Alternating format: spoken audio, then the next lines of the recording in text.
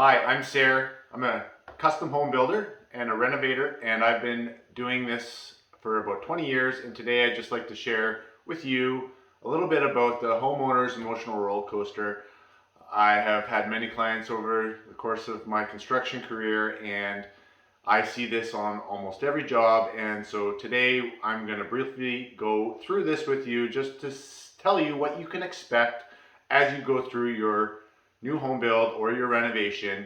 Homeowner's emotional roller coaster. I see this on every project that I do, whether it's a small little renovation or it's a 5,000 square foot custom home build. As a contractor, we know we can expect these things to happen, and it's pretty important that there's transparency between the contractor and the homeowner during this construction build so that the contractor is able to coach you through what you're about to go through.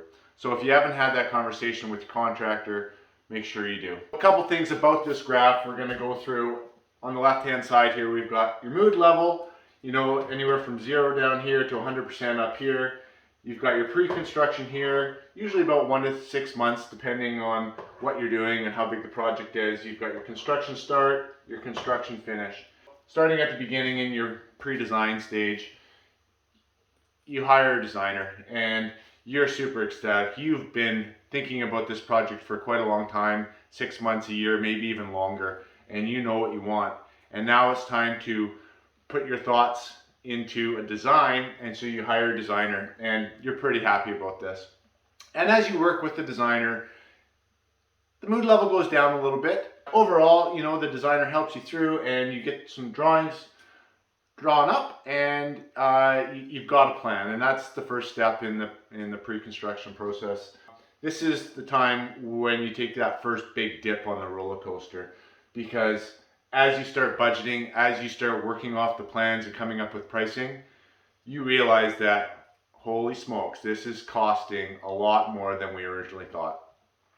The good part is that there's a bottom, and as you go through the budgeting, you talk with your contractor, you finalize all the details, you're pretty worn out at this point, but then construction starts. You've gone down that first big hill, and now you start to climb up the next big hill. You start excavating your foundation. You put your footings, foundation wall in. You frame up the house, you get the roof on, you get your windows in, you get your doors in, you're at lockup stage. You're pretty happy.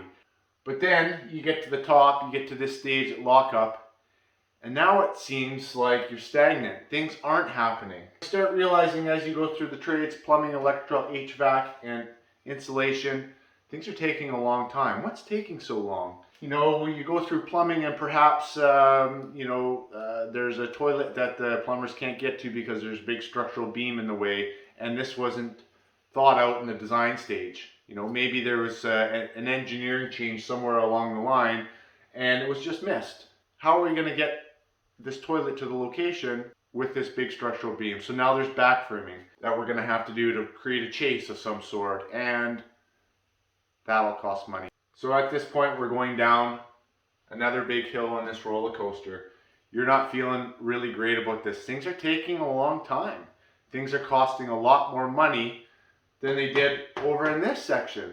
We get to the drywall. As drywall's continuing, you walk in the house and it's a giant mess. Drywall's messy. The boarders throw all their stuff everywhere. There's dust everywhere. It's complete chaos inside. And you think, is this ever going to end?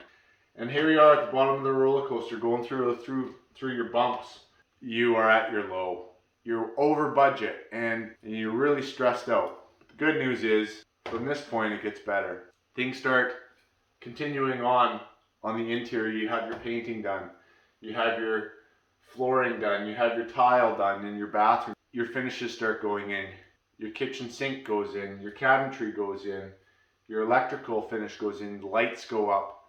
The house, you walk in and it's beautiful. It's just how you imagine. You get the finishing touches done and you get your keys, and now it's all worth it.